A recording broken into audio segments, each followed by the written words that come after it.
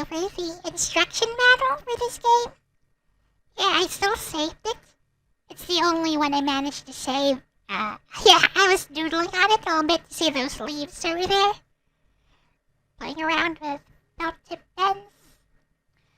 Now, I'm not sure why, but all of my Game Gear instruction manuals, they were always in black and white. They were never like the Sega Genesis or SNES instruction manuals, which were fully colored. I don't know why. I don't know, maybe my cartridges are bootlegs? Anyone else out there with their own Game Gear manuals for their games? Maybe you can tell me. Anyway, I always thought that the instruction manuals were a part of the overall experience. And actually, the controls are very important for this game because they're kind of hard to get used to.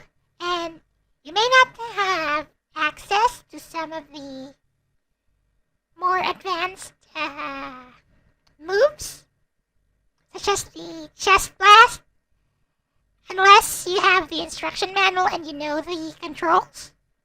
There's also a PS1 game with the same name and with the same characters, but the gameplay is completely different. I've played it before myself. So, enough of the instruction manual, I guess. Let's move on to the actual gameplay of the game. So here we are. This is Iron Man, EXO, Manowar, and Heavy Metal. Now, as you probably know if you watched my previous video on my Game Gear collection, this was one of the games that I had back then, and I still have it. It wasn't really a very good game, but I spent a lot of time beating it, which I eventually did. It deploys a password system. And you can play as either Iron Man or EXO Manowar. But you might not know how to select EXO. You just press left or right. Over here. This is the character select screen. Anyway, we're gonna play as Iron Man. So I can show you how this game plays. Okay, as you can see for a Game Gear game, this looks pretty good, but the controls are kinda sluggish, and it's described in the place where I downloaded the ROM from as beat 'em up, but it's really not. It's more of an action platformer, and it's non-linear. There's one thing I can say about this game, it's that the level designs are actually pretty good. Although the enemies can be a bit repetitive. You do get some variety over time. But what's really bringing this game down for me is that, and for most people probably, is that most people probably will not want to play this game after trying it out for a little bit because the controls are bad and the combat is really clunky. It's like they didn't think this through. But if you look at the credits, they actually had testers, quality assurance testers for this. I don't know why they thought this was a good thing. Whatever. Anyway, really creative character. Level design here. It's sort of non-linear in that you do have to progress in a certain way, but you're free to explore the level. So it's not just going from left to right, or top to bottom, bottom to top. Yes, and so you can pick up barrels, throw them, actually have access to a variety of moves, especially, like for example, this chest blast. But the controls for the chest blast, really clunky, and it's your best weapon. Like, you have to press 1 plus 2, and then up. All at the same time. And if you press it wrong, you'll end up jumping or doing something stupid.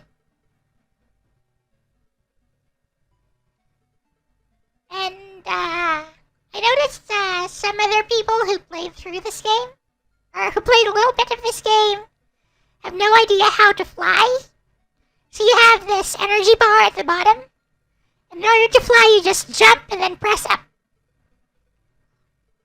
Like so. It drains away. While you're flying, it drains your energy, so you can't fly forever. There are lots of different pickups in this game.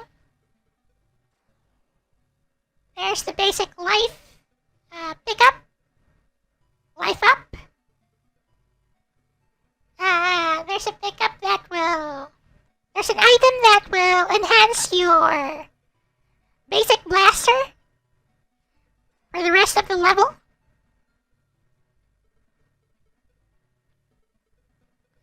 Although it's not here, it's not in this stage. There's that one, it's a battery or something. It restores a little bit of life. As you can see, the graphics actually look pretty good. Remember, this is an 8-bit game. Like, it looks a lot better than many Famicom games. Especially the animation and good old Tony here. What's ironic is that those blasters, they do the least amount of damage. So you can do more damage with a roundhouse kick or a punch. But if you get too close to an enemy, they do contact damage. So that kinda negates the effectiveness of melee. Which is weird. Also, if you get really close to an enemy, you can pick it up. Not this one, though. Well, we did. It's the end of the level. Okay, so real quickly... Wait, adjusting the camera.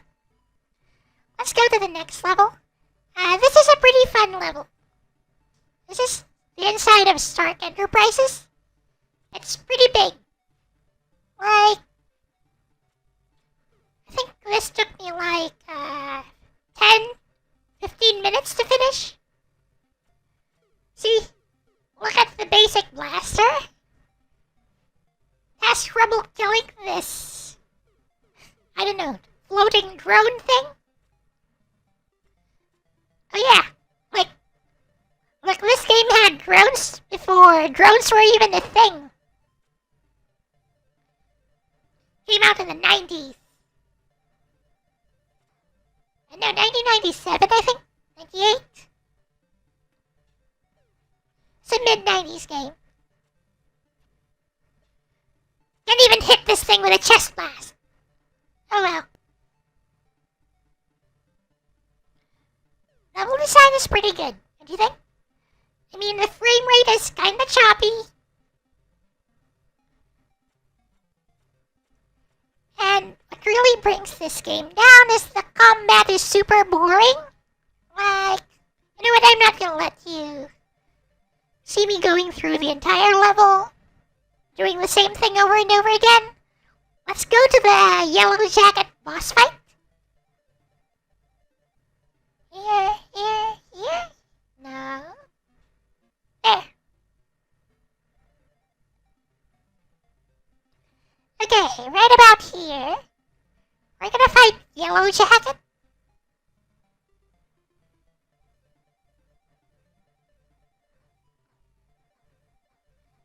And I don't know why we're fighting her. I guess she's a villain.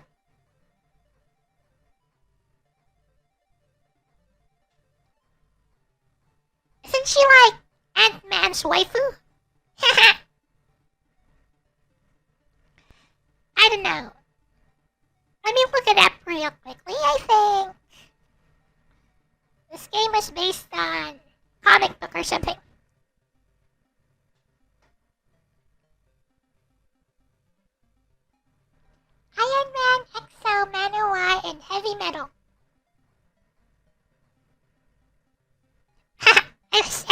Google.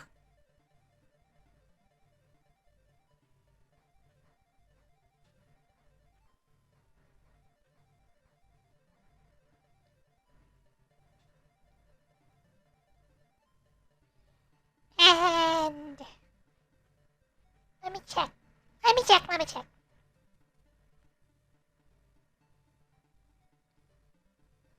It's giving me a link to the Game Gear ROM.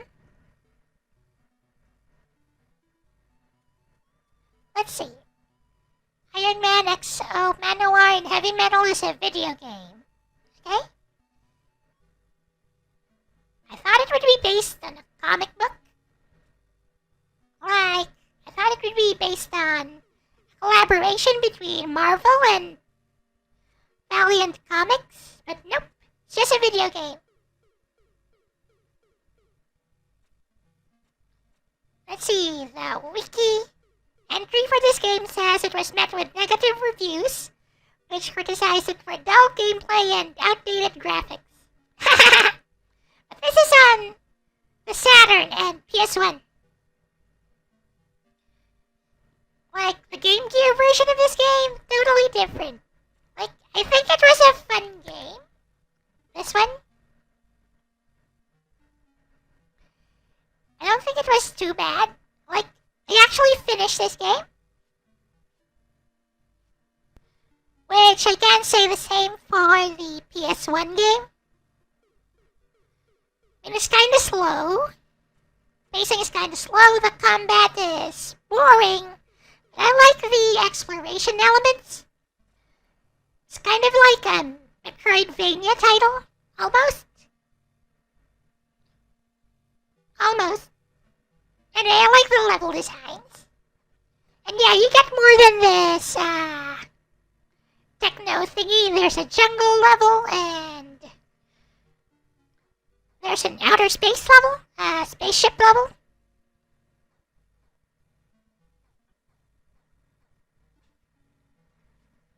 There's also this, some kind of mansion?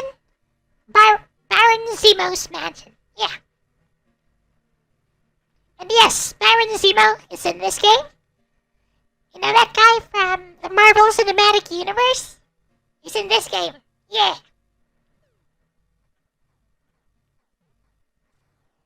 His comic book version, of course. You fight him. Most bosses in this game die very quickly if you just run up to him and do a roundhouse kick to their face.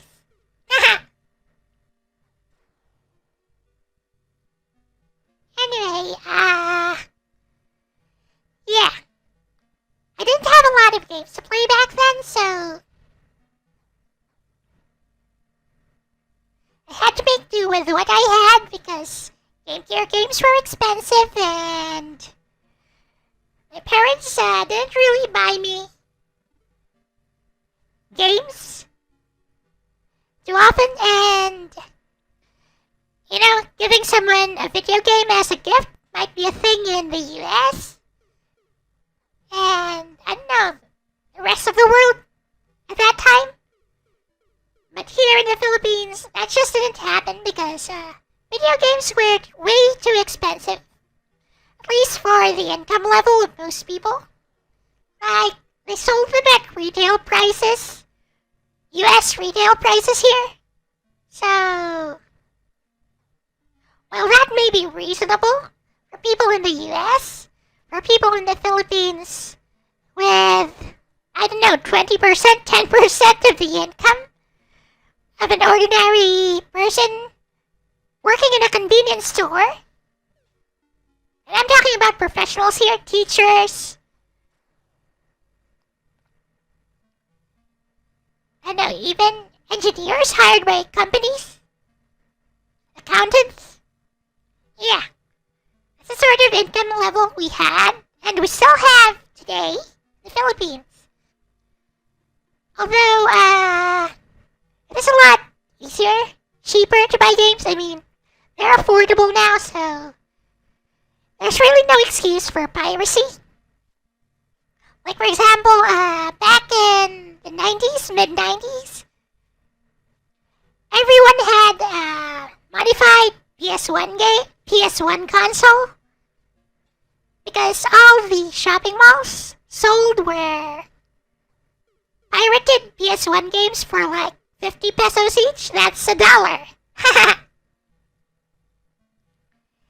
And back in the mid-2000s, early 2000s to mid-2000s, during the time of the PSP, everyone had a modified PSP, a hacked PSP, with custom firmware that was capable of playing games from the memory stick.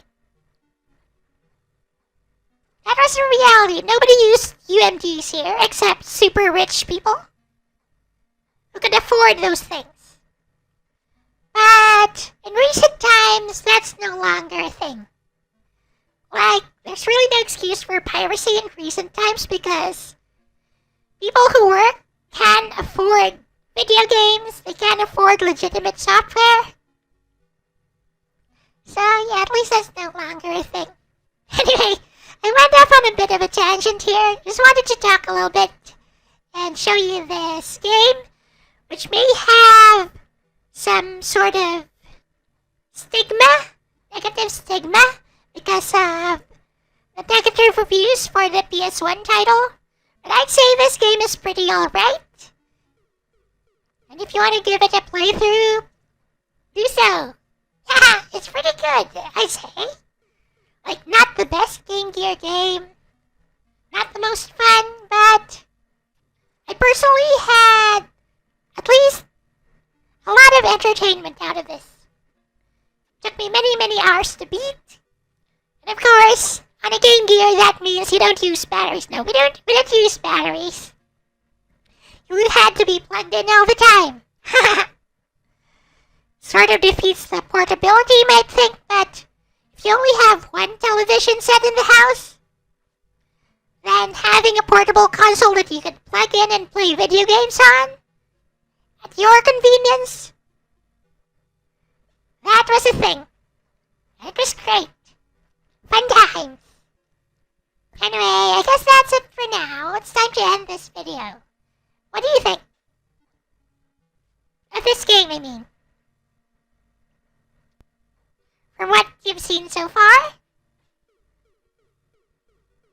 And from what I've said. So yeah, despite the clunky controls, the kinda awkward combat, I think it's still a fun game. And there's actually a lot of polish that went into this game. As you can see from the graphics, the level design. It's just that they really should have made much more fun battle system.